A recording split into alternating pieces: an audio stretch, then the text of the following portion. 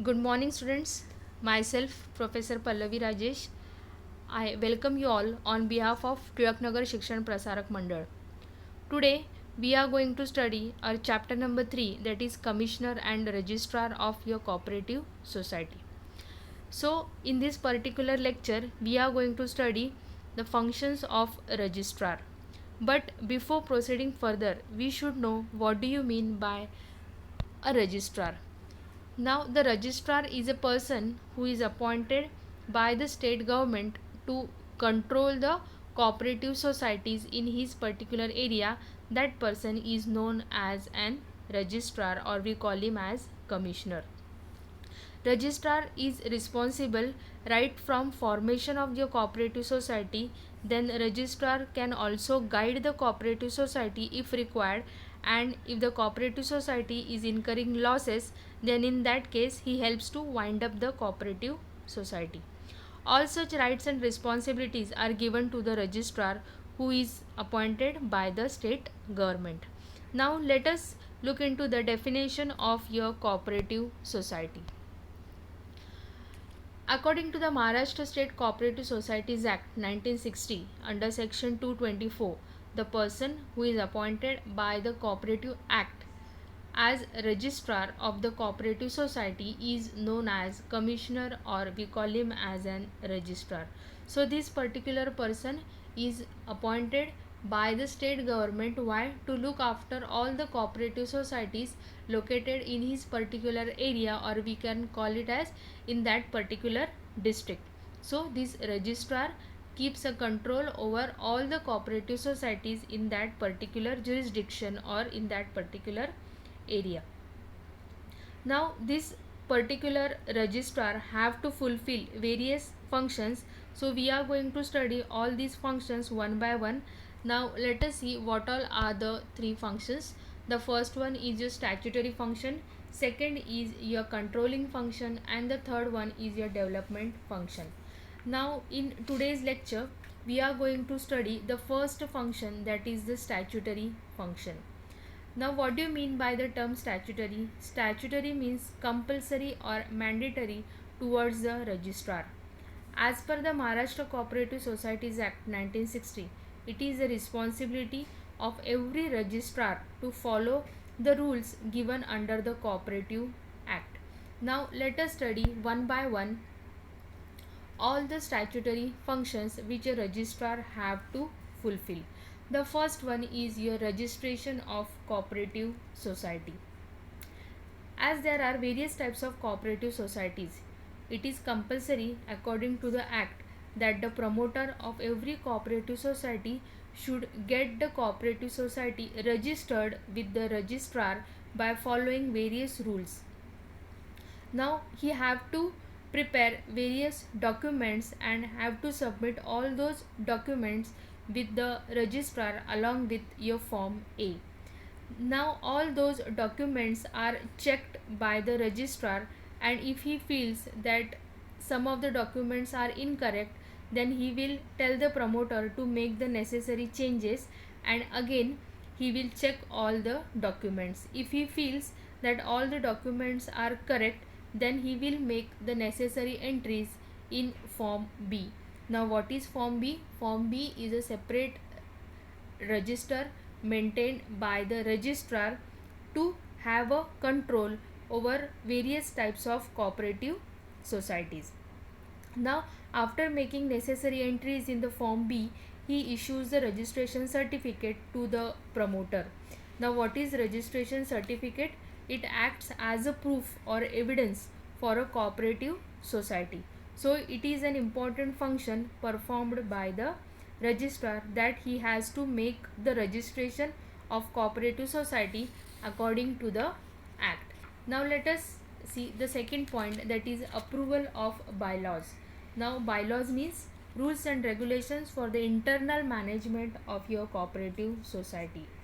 4 copies of bylaws should be submitted along with the registration form, that is your form A, to the registrar of cooperative societies. Rules like working of cooperative society, election of managing committee, loan sanction policy, maintenance of your accounts, appointment of auditor and secretary, etc. All such things are mentioned in the bylaws of that particular cooperative society. So what the registrar does, he checks whether the bylaws are within the scope of cooperative act or not. But if he feels that any particular thing is incomplete or he is not satisfied, he will ask the promoter to make the necessary changes in the bylaws if required. Thus, registrar approves the bylaws of the cooperative society. So, the second function was approval of bylaws. Bylaws means your rules and regulations for the internal management of your cooperative society. So, the registrar has to check whether the bylaws are correct or not, and then he have to approve the bylaws. Once the bylaws are approved, the cooperative society can actually start the business activities. Now the third point is issue of registration certificate. So after registration and approval of bylaws, the registrar issues the registration certificate to the concerned cooperative society, which is duly signed and stamped by the registrar. The registration certificate acts as an evidence of your cooperative society. So after receiving your registration certificate only, the cooperative society can start the business activities. So this registration certificate is very important towards any particular cooperative society. Once they receive the registration certificate, they can commence all their business activities. They can actually start the working of the cooperative society. So it is the important function of the registrar that he have to issue the registration certificate to the concerned cooperative society. Then the fourth point is membership approval. Membership of the cooperative society is open and voluntary to all the people in that particular area. We have studied it in the last year, that is in the principles of your cooperative society, that any particular member, irrespective of his caste, creed, religion, can become the member of your cooperative society. But he should fulfill various conditions of membership. But under various circumstances, the managing committee, if they are not approving the membership to that particular person, then the person can ask the valid reason to the registrar of the cooperative society that why my approval was rejected, what was the reason behind that. Then the registrar will actually look into the matter. He will see whether the conditions are fulfilled or not, and if he feels that the conditions are fulfilled, then in that case the registrar have the authority to grant the membership to that particular person. So the membership approval can also be given by the registrar if the managing committee denies to give the approval to that particular person. Then fifth point is classification of society. The registrar has the right to classify the cooperative society on the basis of their objective, functions and the business activities. For example, if the cooperative society is providing houses to the needy people, then in that case the cooperative society will be classified as housing cooperative society.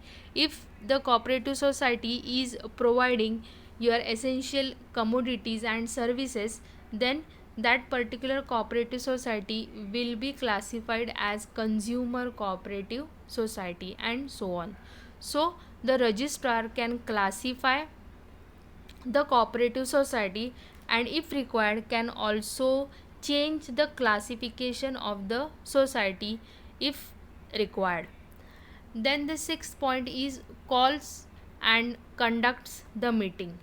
According to the Cooperative Societies Act, every cooperative society should conduct various types of meetings, that is your first general meeting, your annual general meeting, your special general meeting, etc., within the prescribed time limit as given in the provisions of the act. But if the cooperative society fails to do so, then the registrar have the authority to call any particular meeting Now let us have an example. If ABC Cooperative Society have to conduct the AGM before 30th of September every year, we all know the year starts on 1st of April and ends on 31st of March. After completing the financial year, that is on 31st of March, they have to close all the books of accounts, and within 6 months they have to call for an annual general meeting. But in this particular situation, the employees went on strike for a longer period. So in such case, the company cannot call for an annual general meeting, but the registrar have the authority that on behalf of the cooperative society he can call the annual general meeting in that particular cooperative society. So that right is given to the registrar that he can call and conduct any particular meeting in that cooperative society. Then the seventh point is investment of society's funds. Now it is compulsory according to the act that minimum 25% of the profit must be kept aside in a separate account called as a reserve fund. Now the name itself says a reserve. Reserve means what? Something which is kept aside to meet the future contingencies. In the same way, this fund is invested in various schemes, but before investing the funds, approval of your registrar is compulsory. The cooperative society can invest the funds in various schemes after taking the permission of the registrar. So, such investments are necessary to overcome the future contingencies. So, every cooperative society should invest their excess funds in some government bonds or any particular schemes, so that if in the future they have to face various problems, this particular fund can be used to meet the future contingencies. Then the eighth point is arbitration or the judge. Now the registrar acts as an arbitrator. Now what do you mean by arbitrator? Arbitrator here means as a middleman. In case there is a dispute in cooperative society among your managing committee or employees or any other person, then in that case the registrar acts as an arbitrator. He listens to both the parties, collects all the necessary information, investigate the matter, collects necessary proofs, and try to solve in an impartial manner, so that the proper justice can be given to the parties. So arbitrator here means the registrar have to act as a middleman. He takes an lead role to solve the problems which are there in the cooperative society. So the registrar acts as a judge. Judge here means as an arbitrator who acts as a middleman and solves the problems which are faced by the cooperative society. And the last point is amalgamation and division of your cooperative society. Amalgamation means when two cooperative societies are incurring losses, then under such circumstances they are advised by the registrar to do the business collectively, means to amalgamate the two cooperative societies. Amalgamation means here to do the business together so that the weaknesses can be converted into strength. So to make the cooperative society survive in the market, they are advised to amalgamate, they are advised to come together and to do the business collectively, so that the economic interest of the cooperative movement is safeguarded. So in all, today we have studied 9 points. The first one was registration of cooperative society. Second was approval to your bylaws. Bylaws means internal management of your cooperative society. Then third, issue of registration certificate. What is registration certificate? It acts as a proof that the cooperative society is registered with the registrar of cooperative societies, and then only they can start the business activities. Fourth is membership approval. If the managing committee denies the membership of any particular person, then in that case the registrar have the authority to to look into the matter, and if the conditions are fulfilled, then in that case he can give the approval to the concerned member. Then fifth is classification of the society. The society can be classified by looking into various factors like the objectives, then the functions of your business, and so on. Then the sixth point was calls and conducts the meeting. If the registrar feels that a particular cooperative society have not called any particular meeting, then in that case he have the right to call and conduct the meeting on behalf of the cooperative society. Then seventh is investment of society's funds. It is compulsory that every cooperative society should keep aside 25% of their profit in a separate account called as reserve fund, and this reserve fund should be invested in some of the proper sources, in some of the proper securities we can say, so that this particular fund can be used to meet the future contingencies. Then eighth is arbitration or a judge. The registrar acts as a middleman to solve the problems which are faced by the cooperative society. And the ninth one is amalgamation and division of a society.